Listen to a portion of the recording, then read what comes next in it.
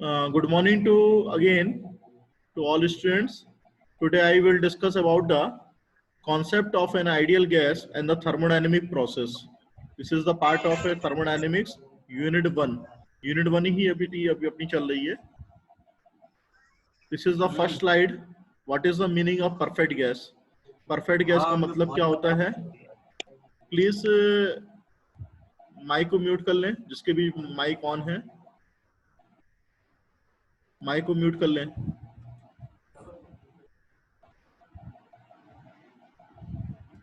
Okay, तो what is the meaning of perfect gas?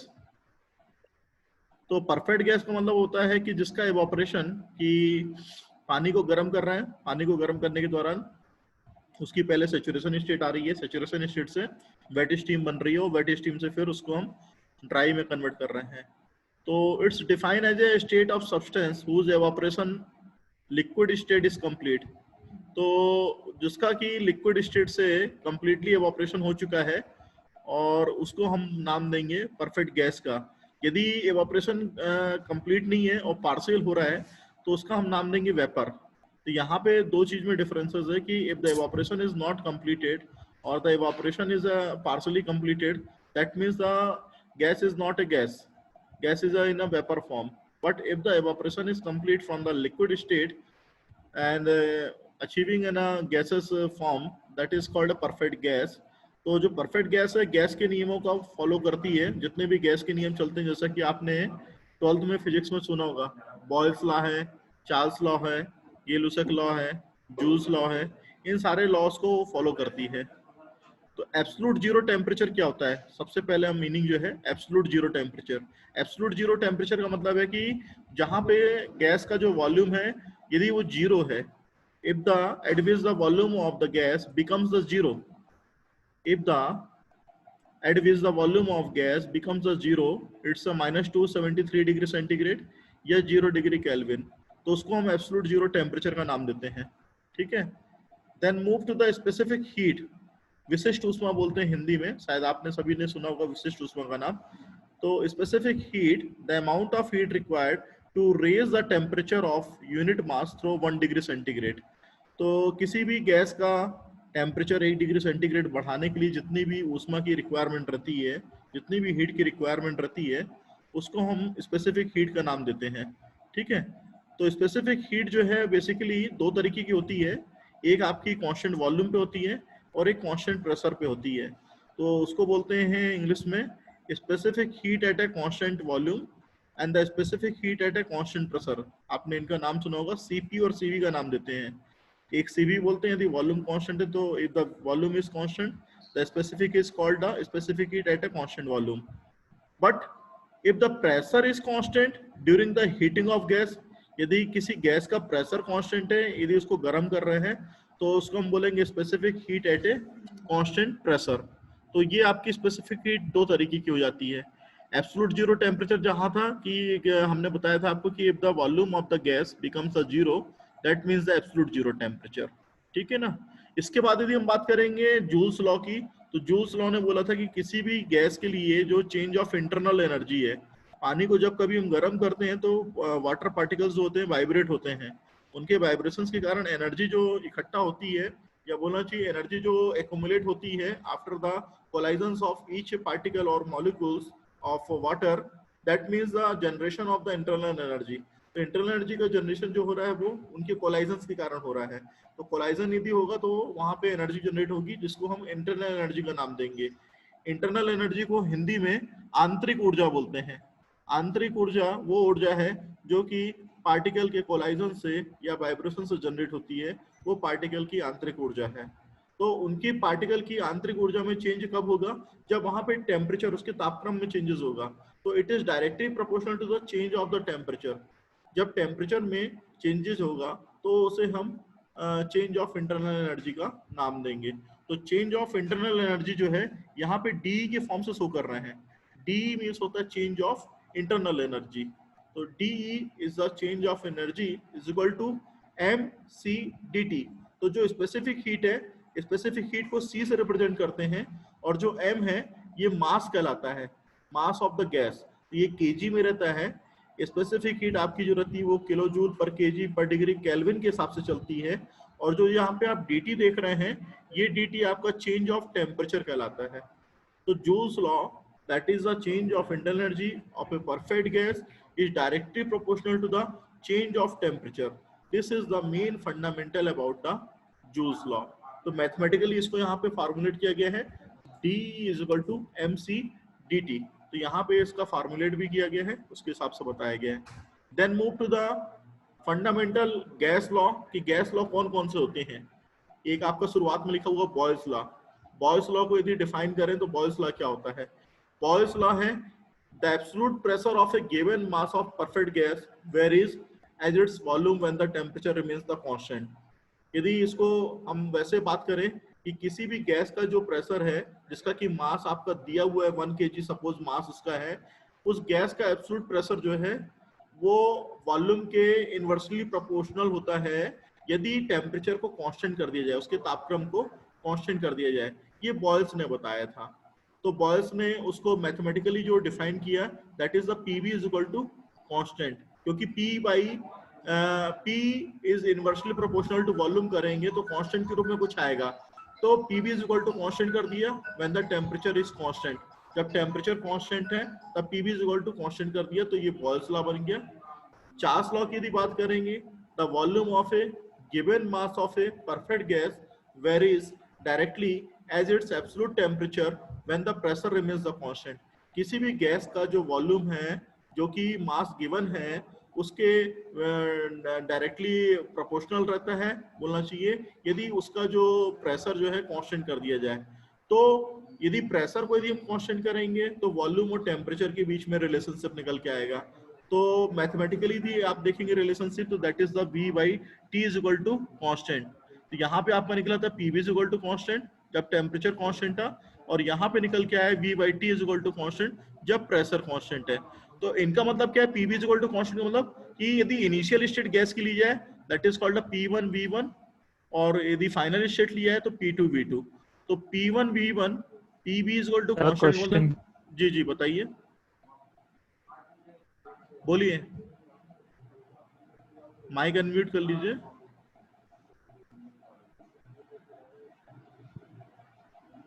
बोलिए अंकित।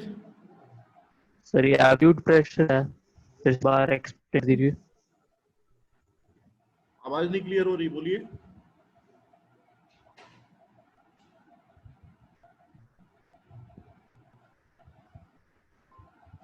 बोलिए अंकित, आवाज नहीं आ रही आपकी, नेटवर्क नहीं है क्या वहां पे?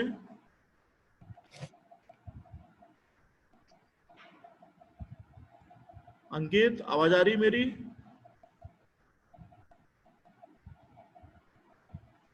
अंकित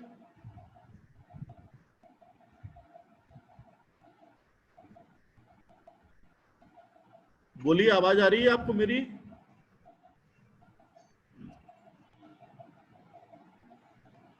नेटवर्क का इशू है क्या वहां पे? चलिए हम बाद में डिस्कस करते हैं, ठीक है ना। चार्ल्स लॉ की बात कर रहे थे।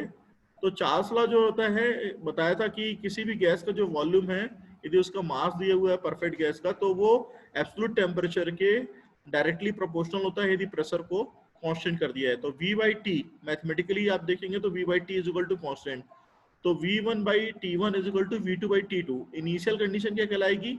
v1 टेम्परेचर कहलाएगा t1, और जो फाइनल कंडीशन कहलाएगी v2 और टेम्परेचर कहलाएगा t2। तो v1 by t1 is equal to v2 by t2 is equal to constant यदि प्रेशर को कांस्टेंट कर दिया जाए। This is the Charles law. Charles law ने ये बताया था। तीसरा है जो आपका, जब वॉल्यूम कांस्टेंट कर देते हैं तो गेल-लुशक लॉ बना था कि the absolute pressure of a given mass of perfect gas varies directly as its absolute temperature when the volume is constant. किसी भी गैस का जो प्रेशर है वो आपके एब्सोल्यूट टेम्परेचर के डायरेक्टली प्रोपोर्शनल होता है यदि वॉल्यूम को कांस्टेंट कर दिया जाए। तो this is the third law. तो गेल-लुशक लॉ की जब वॉल्यूम को कांस्टेंट कर दिया गया है और प्रेशर और टेम्परेचर वेरी करना है, तो प्रेशर जो है उस गैस के डायरेक्टली प्रोपोर्शनल किसके है? टेम्परेचर के है। तो मैथमेटिकली आप देखेंगे तो P by T is equal to constant. तो आपके पास तीन इक्वेशन बन गई है। एक PV is equal to constant जब टेम्परेचर कांस्टेंट है, तो यहाँ पे आप देख सकते हैं P1 V1 is equal to P2 V2, और इसी तरीके से चार्ल्स लॉ की यदि बात करेंगे तो यहाँ पे प्रेशर कांस्टेंट है, तो आप यदि यहाँ पे v by T is equal to constant हो रहा है तो लिख सकते हैं v1 by t1 is equal to v2 by t2। ये आप दूसरी कंडीशन पे लिख सकते हैं। गेल-लुसक लॉ जो है, जब वॉल्यूम कांस्टेंट है तो वहां पे हम लिख सकते हैं p by T is equal to constant, तो p1 by t1 is equal to p2 by t2। ये आपकी तीसरी कंडीशन हो जाएगी। तो Gay Lussac law when the volume is constant, mathematically देखेंगे तो p by T is equal to constant. तो यदि प्रोसेस की बात करें थर्मोडायनेमिक प्रोसेस की, तो टोटल 5 प्रोसेस होती हैं बेसिकली, जिसमें से पहली प्रोसेस आप यहाँ पे देख रहे हैं जिसे कि कांस्टेंट वॉल्यूम बोलते हैं या आइसोकोरिक प्रोसेस बोलते हैं। इसको हम डिटेल स्लाइड्स में भी हम देखेंगे। सिर्फ अभी बेसिक फंडामेंटल इसका समझना है कि कांस्टेंट वॉल्यूम क्या है और इसको आइसोकोरिक क्यों बोल रहे हैं। आइसोकोरिक एक नाम पड़ा हुआ है इसका एक फंडामेंटल रूल के थ्रू, कि जैसे कि आइसो थर्मल होता है, आइसेंट्रोपिक होता है, तो उसी तरीके से आइसोकोरिक है। कोरिक का मतलब वहां पे वॉल्यूम से रिलेटेड है, कि वहां पे यदि वॉल्यूम कांस्टेंट है तो उस केस में हमने नाम दे दिया उसका प्रोसेस का आइसोकोरिक। या दूसरा जो नाम है कांस्टेंट वॉल्यूम प्रोसेस है। तो कांस्टेंट वॉल्यूम प्रोसेस की जो खास बात रहती है वो temperature and pressure will increase. Temperature और जो प्रेशर है वो दोनों साइमल्टेनियसली इंक्रीज कर रहे हैं क्योंकि वॉल्यूम कांस्टेंट है। ऑन द हीटिंग, ये ध्यान रखिएगा, कोई भी चीज यदि बढ़ रही है तो वो हीटिंग करने में बढ़ रही है, यदि कूलिंग करेंगे तो ये सारी चीजें कम हो जाएंगी। मतलब हीटिंग और एक्सपांशन की प्रोसेस होती है तो टेम्परेचर और प्रेशर बढ़ जाता है, लेकिन यहाँ पे यदि कूलिंग करेंगे तो दोनों चीजें कम हो जाएंगी। इसी तरीके से दूसरी जो खास बात है कांस्टेंट वॉल्यूम प्रोसेस की, there is a no change in volume. Volume change नहीं हो रहा है, वॉल्यूम गैस का ड्यूरिंग द हीटिंग कांस्टेंट है। यदि हम ऑटो साइकिल की बात करें जहाँ की हीटिंग करते हैं, जिसको कि हाइपोथेटिकली हम पढ़ते हैं कि वॉल्यूम वहां पे कांस्टेंट है, वॉल्यूम वेरी नहीं कर रहा है, तो यदि वॉल्यूम वेरी नहीं करेगा तो there is no work done by the gas, है ना। आप आपका जो फंडामेंटल लॉ कहलाता है वर्क डन के लिए, that is the integration of PdV. तो if the volume remains the constant, pressure only vary, there will be a no change of volume. If the there is no change of volume, no work done by the gas. यदि वहां पे gas का displacement नहीं होगा, gas एक ही जगह रखी रहेगी, तो कोई काम नहीं हो रहा है। तो जब कोई काम नहीं हो रहा है तो इसका मतलब क्या है, जब कोई काम नहीं हो रहा है तो इसका मतलब ये है कि वहां पे वॉल्यूम कांस्टेंट है, इसलिए कोई काम नहीं हुआ। अच्छा, तीसरा जो इसका सिग्निफिकेंस है कि गवर्नेड बाय द गेल-लुसक लॉ। ये गेल-लुसक लॉ को फॉलो करता है जिसमें कि p by T is equal to constant हमने लिखा था। अभी हमने पिछली स्लाइड में आपको दिखाया था 3 लॉ थे, एक बॉयल्स लॉ था, दूसरा चार्ल्स लॉ था, तीसरा गेल-लुसक लॉ था। तो गेल-लुसक लॉ को हमने क्या कर दिया था, हमने बताया था कि p by T is equal to constant है जबकि वॉल्यूम इज कांस्टेंट। दूसरी प्रोसेस है कांस्टेंट प्रेशर की। कांस्टेंट प्रेशर, ये इसको आइसोबारिक प्रोसेस भी बोलते हैं। तो कांस्टेंट प्रेशर या आइसोबारिक प्रोसेस वो प्रोसेस होती है जिस प्रोसेस में प्रेशर कांस्टेंट है, प्रेशर कांस्टेंट है, उस प्रोसेस का नाम हम देते थे कांस्टेंट प्रेशर प्रोसेस। तो temperature and volume will increases, वहां पे टेम्परेचर भी इंक्रीज हो रहा है, वॉल्यूम भी इंक्रीज हो रहा है, लेकिन प्रेशर कांस्टेंट है, ध्यान रखिएगा। तो ये आपका चार्ल्स लॉ को फॉलो करता है, जहां की हमने लिखा था v by T is equal to constant. किसी भी गैस का जो वॉल्यूम है वो टेम्परेचर के समानुपाती होता है यदि उस गैस का जो प्रेशर है वो कांस्टेंट कर दिया जाए, ठीक है ना। किसी भी गैस का जो वॉल्यूम है टेम्परेचर के समानुपाती होता है यदि उस गैस का प्रेशर कांस्टेंट कर दिया जाए। तो ये कांस्टेंट प्रेशर प्रोसेस का जो सिग्निफिकेंस है, it is governed by the Charles law. Charles law इसको बता रहा है कि चार्ल्स लॉ के द्वारा गवर्न हो रहा है। इंक्रीज इन इंटरनल एनर्जी, अब चूंकि यहाँ पे वॉल्यूम इंक्रीज हो रहा है, वॉल्यूम इंक्रीज होगा, यहाँ पे कांस्टेंट नहीं है वॉल्यूम, यहाँ पे वॉल्यूम इंक्रीज हो रहा है। यदि वॉल्यूम इंक्रीज होगा, प्रेशर कांस्टेंट है, तो वर्क डन होगा। और वर्क डन किसके कारण हो रहा है, जब इंटरनल एनर्जी में चेंजेस हो रहे हैं, जब उसकी आंतरिक ऊर्जा बदलेगी तब उसके कारण से वर्क डन जो है कुछ उसमें चेंजेस आएगा। तो increase in internal energy due to the work done, and work done due to the change of volume. Volume कितना चेंज हुआ, कितना बड़ा है, उसके हिसाब से वर्क डन कितना हो रहा है। तो it is governed by the Charles law. This is the second process. Third process hyperbolic process. Hyperbolic process क्या होती है, हाइपरबोलिक प्रोसेस तीसरी प्रोसेस है। जैसा कि हमने बताया आपको, यहाँ पे प्रेशर और वॉल्यूम का जो प्रोडक्ट है वो कांस्टेंट रहेगा, यानी PV is equal to constant. ये बॉयल्स लॉ को गवर्न करता है। हाइपरबोलिक प्रोसेस एक ऐसी प्रोसेस होती है जहाँ की प्रेशर और वॉल्यूम का प्रोडक्ट कांस्टेंट रहता है, या बोलना चाहिए टेम्परेचर कांस्टेंट रहता है। किसी भी गैस का जो प्रेशर है वॉल्यूम के व्युत्क्रमानुपाती होता है यदि उसके गैस का तापक्रम को स्थिर कर दिया जाए। तो the absolute pressure of given mass of perfect gas is inversely proportional to the volume when the temperature remains the constant. This is the fundamental rule of hyperbolic process. Hyperbolic process के लिए ये fundamental thumb rule है। तो जो product रहेगा pressure into volume ये constant बना रहेगा। तो ये हाइपरबोलिक प्रोसेस है। चौथी प्रोसेस की भी बात करेंगे कांस्टेंट टेम्परेचर की, जिसे कि आइसोथर्मल प्रोसेस बोलते हैं। जैसा कि हमने बताया है, यदि प्रेशर और वॉल्यूम कांस्टेंट है तो टेम्परेचर भी कांस्टेंट रहेगा, बट यहाँ पे प्रेशर और वॉल्यूम का प्रोडक्ट कांस्टेंट है, ना कि प्रेशर और वॉल्यूम कांस्टेंट है। It's not a right meaning कि प्रेशर एंड वॉल्यूम कांस्टेंट है। प्रेशर इनटू वॉल्यूम का प्रोडक्ट यदि कांस्टेंट है तो टेम्परेचर भी आपका कांस्टेंट रहेगा during the heating. This is the fourth process, constant temperature.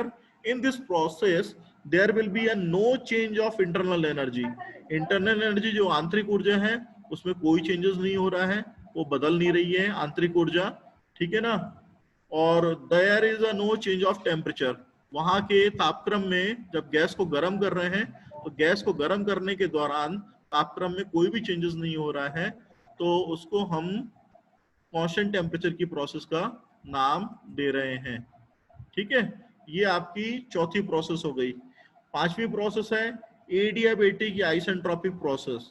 Adiabatic process वो प्रोसेस होती है जिस प्रोसेस में कोई भी ऊष्मा ना तो बाहर से अंदर की तरफ आती है, ना ही कोई ऊष्मा अंदर से बाहर की तरफ जाती है। उसको हम एडियाबेटिक या रुद्धोष्म प्रक्रिया भी बोलते हैं। हिंदी में उसका नाम रुद्धोष्म प्रक्रिया है। तो रुद्धोष्म प्रक्रिया की हमने सपोज किसी भी गैस को इंसुलेटेड कर दिया, या जहां पे गैस को गर्म कर रहे हैं उस चैम्बर को हमने इंसुलेटेड कर दिया। इंसुलेटेड करने के बाद कोई भी हीट ना तो अंदर से बाहर जा पाएगी, ना ही बाहर से अंदर की तरफ आ पाएगी। थर्मस फ्लास्क का एग्जाम्पल हमने दिया था कि एक आइसोलेटेड सिस्टम होता है जिसमें कि हीट ना तो अंदर से बाहर जाती है, ना ही बाहर से अंदर आती है। या गर्मी के दिनों में आप थर्माकोल का इस्तेमाल करते हैं आइस को मेंटेन करने के लिए कि आइस काफी देर तक आइस बनी रहे। तो आइस क्यों आइस काफी देर तक बनी रहती है? क्योंकि उसके पीछे लॉजिक यही है, वहां पे कोई भी हीट जो है अंदर से बाहर नहीं आ रही, ना ही बाहर से कोई हीट अंदर आ रही कि बर्फ को पिघला दे। तो this is the thumb rule of the adiabatic process, no heat leave और enter the gas. Temperature of the gas change, इस केस में दूसरा जो फंडामेंटल लॉ है कि गैस का जो टेम्परेचर है वो चेंज होता रहता है, इसलिए इसको एडियाबेटिक प्रोसेस में इंक्लूड किया गया है। तीसरा जो है कि change of internal energy equal to the work done, जो आंतरिक ऊर्जा में बदलाव है वो वर्क डन के बराबर होता है। This is the third condition about the adiabatic और आइसेंट्रोपिक प्रोसेस। आंतरिक ऊर्जा में जो बदलाव है वर्क डन के बराबर होता है। Polytropic process, it is the general law of expansion and compression of the gases. Polytropic process जो होती है एक जनरल लॉ कहलाता है उसका एक्सपांशन और कंप्रेशन का। जैसा कि एडियाबेटिक प्रोसेस में हम करते हैं वैसी पॉलीट्रॉपिक प्रोसेस में करते हैं। डिफरेंस सिर्फ इतना रहता है कि यहाँ पे जो कंडीशन रहती है या जो प्रोडक्ट रहता है that is the V is depending on the to the power of n, और जो कि n पॉलीट्रॉपिक इंडेक्स के रूप में जाना जाता है। ये हम फर्दर स्लाइड में आपको हम बताएंगे एडवांस में कि क्या चीज है n। तो Pb to power n, n is the polytropic index. तो Pb to power n equal to C या कांस्टेंट, तो ये पॉलीट्रॉपिक प्रोसेस में आता है। ठीक है, तो पॉलीट्रॉपिक प्रोसेस डिपेंड करता है टाइप ऑफ कंडीशंस पे। तो जो कंप्रेसर अभी हमने लैब में आपको पढ़ाया था कि कंप्रेसर की वर्किंग जो होती है, कंप्रेशन या एक्सपांशन जो होता है वो किस पे डिपेंड करता है? वो डिपेंड करता है टाइप ऑफ कंडीशंस पे कि कौन सी कंडीशन है उसके हिसाब से। वो कोई भी हाइपोथेटिकल प्रोसेस को फॉलो नहीं करता। कंप्रेशन यदि वहां पे हो रहा है तो कोई भी हाइपोथेटिकली रूल नहीं चल रहा है, वहां पे एक्चुअल कंडीशन चल रही है, तो जैसी कंडीशन रहेगी उस हिसाब से वहां पे कंप्रेशन होगा। तो पॉलीट्रॉपिक के केस में जैसा कि कंडीशंस अवेलेबल रहेगी उसके हिसाब से कंप्रेशन होगा, that is called a polytropic. तो एन की जो वैल्यू वेरी करेगी, जरूरी नहीं कि एन की वैल्यू कांस्टेंट रहेगी, एन की वैल्यू डिपेंड करेगी वहां की कंडीशंस पे। वो 1.2 भी हो सकती है, वो 1.3 भी हो सकती है, वो 1.4 भी हो सकती है, डिपेंडिंग ऑन द कंडीशंस। ठीक है। 7वें नंबर पे आप देखेंगे फ्री एक्सपांसन। फ्री एक्सपांसन का मतलब होता है कि ओपन टाइप से एक्सपांसन हो रहा हो, खुला प्रवाह जिसे बोलते हैं हिंदी में। When a fluid is allowed to expand suddenly into a vacuum chamber through an orifice of large dimensions. जैसे आपके घरों में 2 कमरे एक साथ जुड़े हुए हैं दीवार के सहारे, यदि दीवार को तोड़ दिया जाए और यह बोल दिया जाए कि एक कमरे के अंदर गैस भरी हो और एक कमरा खाली है आपका, दूसरे कमरे में गैस नहीं भरी, बट पार्टीशन है, दीवार का पार्टीशन है जिसकी वजह से एक ही कमरे में गैस भरी हुई है, दूसरे कमरे में गैस नहीं भरी हुई, खाली है।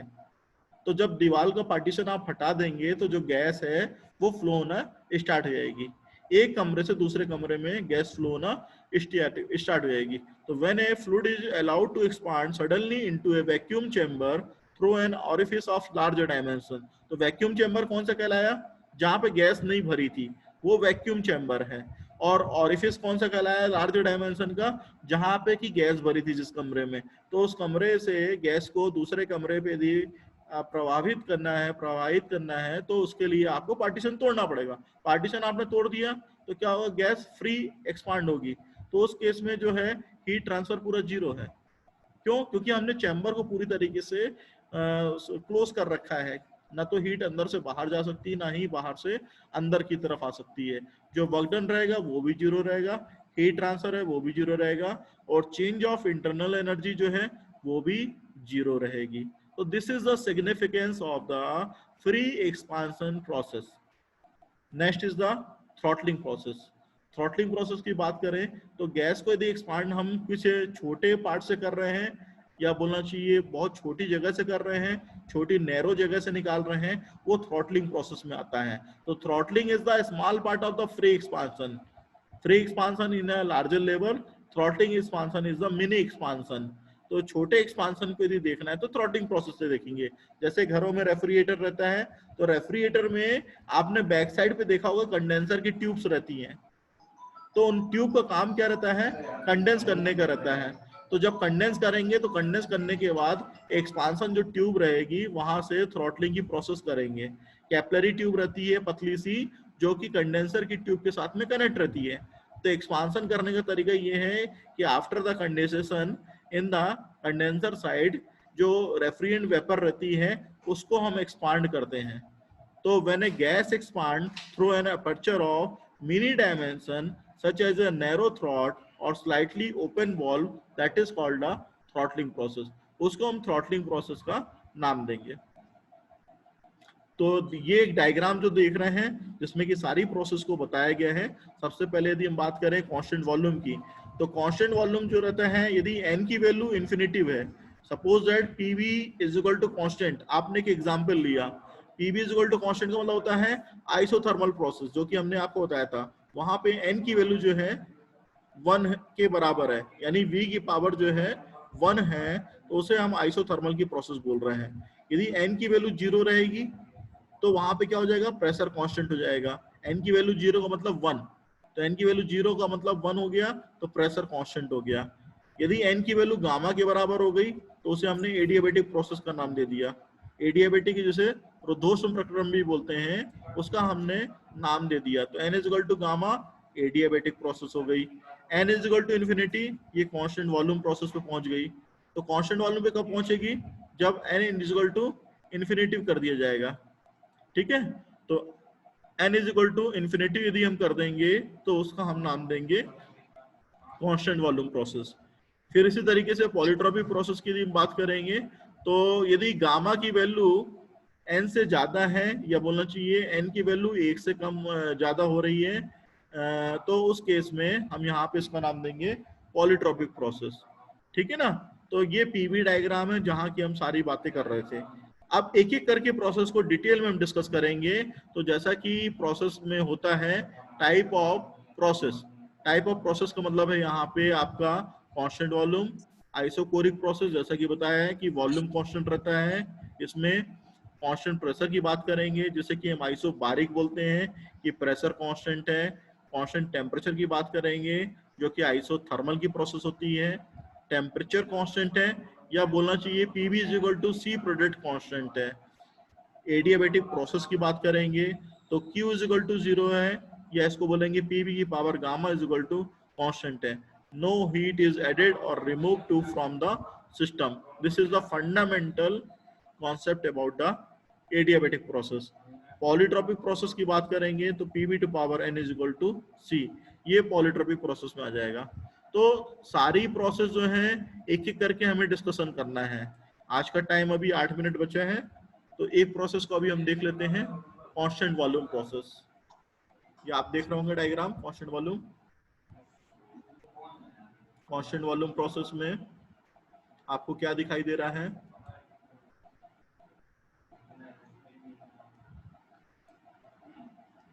एक मिनट, ये आपको दिखाई दे रहा है diagram, PV diagram. PV diagram में देख रहे हैं कि फ्रॉम 1 पॉइंट टू 2 पॉइंट, यदि हम ऊपर की तरफ जा रहे हैं, ऊपर की तरफ जाने का मतलब क्या हो रहा है? हीटिंग कर रहे हैं।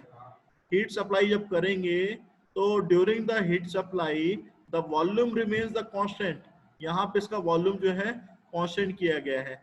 तो ये एक सिलेंडर पिस्टन मैकेनिज्म है जिसमें कि गैस भरी हुई है, गैस को गर्म किया जा रहा है नीचे से।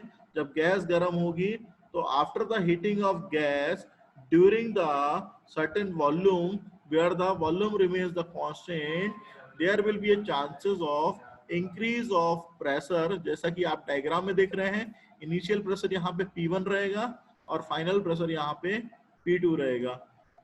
इन अनदर डायग्राम, ये पीवी डायग्राम है, पीवी डायग्राम में आपको सिर्फ प्रेशर बढ़ता हुआ दिखाई दे रहा है। एक डायग्राम पीटी डायग्राम होता है जिसमें कि प्रेशर वर्सेस टेम्परेचर की बात करते हैं, वहां पे प्रेशर और टेम्परेचर दोनों ही बढ़ते हुए नजर आते हैं। ठीक है, तो वर्क डन जो आपको यहाँ पे मिल रहा है that is W is equal to integration of 1 to 2 PdV। This is the fundamental rule और this is the fundamental concept about the work done, जहां की जो प्रेशर है वो कांस्टेंट है।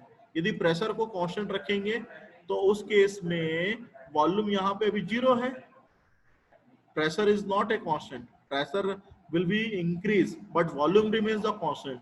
the change of volume remains the constant और dv is equal to constant, volume change नहीं हो रहा है, volume fix है। तो if the volume is constant but the pressure will increase, the work done will be 0, क्योंकि volume 0 हो गया, वॉल्यूम 0 है, यदि प्रेशर बढ़ रहा है तो वर्क डन 0 रहेगा। इसी तरीके से दूसरा जो नियम चलता है चेंज ऑफ इंटरनल एनर्जी का, that is called delta U is equal to mCV T2 minus of T1। ये फंडामेंटल नियम जो है आंतरिक ऊर्जा में जो परिवर्तन है हर प्रोसेस के लिए सेम रहेगा जब तक कि उसके तापक्रम को स्थिर ना कर दिया जाए। यदि तापक्रम स्थिर है तो चेंज ऑफ इंटरनल एनर्जी क्या हो जाएगी? 0 हो जाएगी। लेकिन तापक्रम यदि बदल रहा है, कम या ज्यादा हो रहा है, तो उसके हिसाब से formula mCV T2 minus of T1 रहेगी। हीट ट्रांसफर की यदि बात करेंगे तो Q is equal to delta U plus W। तो हीट ट्रांसफर जो Q है वो डेल्टा U प्लस W के रूप से है। तो according to Q is equal to delta U, जो हीट ट्रांसफर हो रही है वो चेंज ऑफ इंटरनल एनर्जी के बराबर हो रही है, क्योंकि वर्क डन क्या था यहाँ पे 0 है, 0 पुट करेंगे तो according to the first law delta Q is equal to delta U, first law के हिसाब से ये वर्क डन 0 हो जाएगा। तो Q is equal to mCV T2 minus of T1, this is the heat transfer, heat transfer ये हो जाएगा। चेंज ऑफ एंथैल्पी दी आप देखेंगे तो delta H is equal to mCP, ये फार्मूला भी आपका हर प्रोसेस के लिए स्थिर रहेगा, सेम रहेगा जब तक कि उसके तापक्रम को स्थिर न कर दिया जाए। यदि टेम्परेचर कांस्टेंट है उस केस में यहाँ पे डेल्टा H जो रहेगा वो आपका 0 हो जाएगा। बट यदि तापक्रम वेरी कर रहा है, यदि कम या ज्यादा हो रहा है तो उस केस में delta H equal to mCP T2 minus of T1, ये चेंज ऑफ एंथैल्पी है। पीवीटी रिलेशनशिप की यदि बात करें 5वें नंबर पे, तो P1V1 by T1 is equal to P2V2 by T2, ठीक है ना। ये आपके पीवीटी रिलेशनशिप की बात हो रही है। तो उस केस में यदि वॉल्यूम को कांस्टेंट कर दिया जाए, यदि वॉल्यूम कांस्टेंट है V1 is equal to V2, उस केस में क्या हो जाएगा, P1 by T1 is equal to P2 by T2।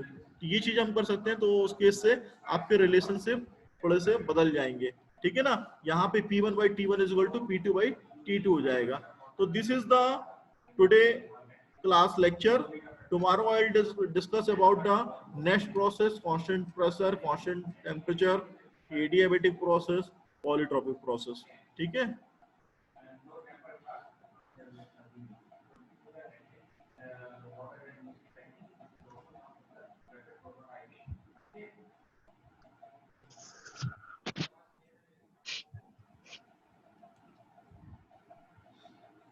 जी, बाद में कौन अटेंडेंस में भी बड़ा है? 36 सर।